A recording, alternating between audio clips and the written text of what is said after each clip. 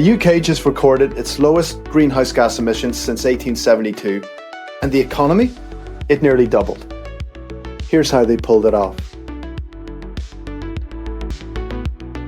Good morning. Welcome to Brightside Daily. I'm Rory, alongside Elizabeth. And today we've got 4 stories that prove progress isn't just possible, it's already happening. We're starting with the UK smashing the myth that you have to choose between a strong economy and a healthy planet. Plus, Rwanda just eliminated a disease that's plagued humanity since the ancient Egyptians. 50 countries down, more to come. Let's get into it. 364 million tonnes. That's how much CO2 the UK emitted last year. Sounds like a lot, until you realise it's the lowest figure since 1872. We're talking levels not seen since Queen Victoria was on the throne. And here's the part that really matters. This wasn't about shrinking the economy to save the planet. While emissions dropped 54% below 1990 levels, Britain's GDP nearly doubled. Coal use fell to lows not seen since the 1600s. Over 700,000 new electric vehicles hit the road in a single year. And it's not just carbon numbers improving. Fine particulate matter, the tiny pollution particles that cause real health damage, those are down significantly too.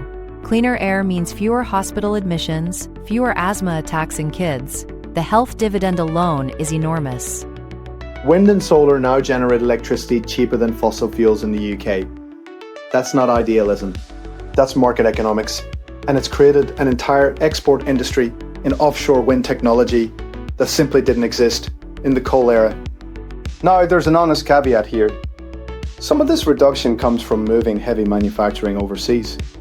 You can't claim full credit if you're importing the emissions instead. Transport and home heating still need serious work. But as a proof of concept, the old argument that environmental protection kills growth, this data buries it. Let me tell you about a disease most people have never heard of. Trachoma. It's caused by a bacterium that scars the inside of your eyelid with repeated infections. Eventually, your eyelashes turn inward and scratch your cornea every time you blink. If untreated, you go blind. It's ancient. Archaeologists found evidence of it in Egyptian mummies, and it still affects over 136 million people in endemic areas worldwide. Or rather, it did. This week, the WHO confirmed Rwanda as the 50th country to eliminate trachoma as a public health problem. 50 countries. That number deserves a moment. When the global elimination campaign started, 57 countries were endemic. Now more than 80% have beaten it. Rwanda did it through something called the SAFE strategy: surgery for advanced cases, antibiotics for active infections, facial cleanliness education, and environmental improvements, especially clean water access. It sounds straightforward, but getting that to every remote village in the country took years of relentless work.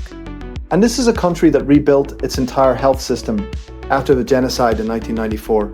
To go from that to leading global disease elimination in a single generation, that's an extraordinary national achievement. 20 countries still to go before 2030, but at this pace, that target looks genuinely reachable.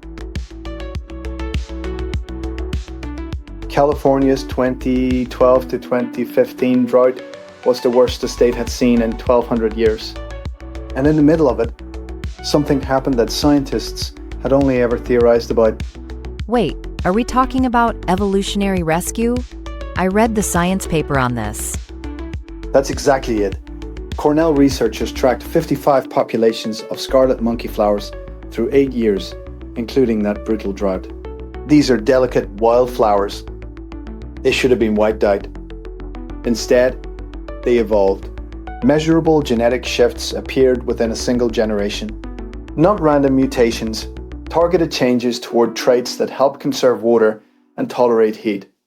The flowers literally rewrote their own survival code in real time. It's the first documented case of evolutionary rescue in wild plants. Evolution happening fast enough to save a species from extinction as the threat unfolds. And the crucial detail is genetic diversity.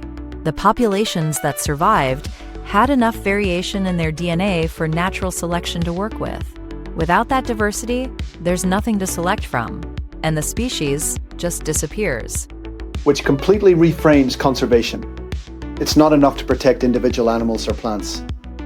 You have to protect the genetic variety within populations. That's the raw material for survival.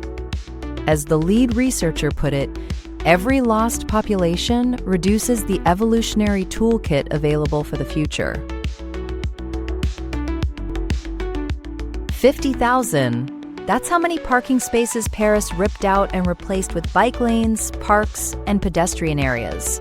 20 years ago, nearly every neighborhood in the city was breaching EU air quality limits. Dangerous levels of fine particulate matter and nitrogen dioxide choking residents across the capital.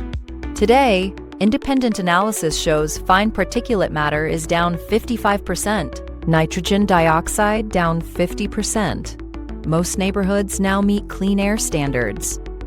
And the transformation goes beyond what the numbers show. Where cars used to dominate, you've now got families cycling to school, elderly residents tending community gardens, businesses thriving along pedestrianised corridors. The city fundamentally changed how people move. What makes this story powerful is the time frame. This wasn't a quick fix. It took sustained political commitment across different mayors and administrations. Bike lane experiments led to bigger changes, which built public support, which enabled bolder action. A genuine positive feedback loop. Gentrification is a real concern. You have to make sure improved neighborhoods don't price out the people who lived there through the difficult years. But as a blueprint for urban health, Paris proved that cities can choose clean air. It's not geography, it's not luck, it's political will. What happens when the rest of the world's cities start copying the playbook? Time for our rapid fire round. Here are this week's numbers that matter. Kenya has launched free 6-month HIV prevention injections for its 1.4 million at-risk residents. 2 clinic visits a year instead of a daily pill. That's not just medical innovation. It's African countries leading the world in HIV prevention technology. In the French Alps, bearded vultures are back. Over 260 birds released across decades of patient conservation. And scientists just found one called Balthazar, 38 years old, the oldest wild bearded vulture on record, 9-foot wingspan. Nature's bone recyclers, reclaiming their mountain skies. An Indian educator named Rubal Nagi just won $1 million teaching prize for creating over 800 open-air classrooms in urban slums. Number fancy buildings required, just tarps, colorful mats, and teachers trained to be counselors. Education meeting children exactly where they are. And in Kazakhstan, the Saiga antelope, that wonderful creature with the inflated nose, has improved from endangered to near threatened. Their population crashed from over 1 million in the 90s to fewer than 50,000 in the 2000s. Community-driven conservation brought them back from the edge. That's your Bright Side Daily for Monday. If any of these stories made you feel a bit more hopeful about the world, consider sharing this episode with someone who could use some good news today. And if you want the full stories with all the links and sources, head to thebrightside.news. Everything we cover is there in detail. Tomorrow, we've got a remarkable story about ocean recovery that surprised even the scientists behind it. You won't want to miss that one. Until then, keep looking for the bright side. It's out there, and it's bigger than you think.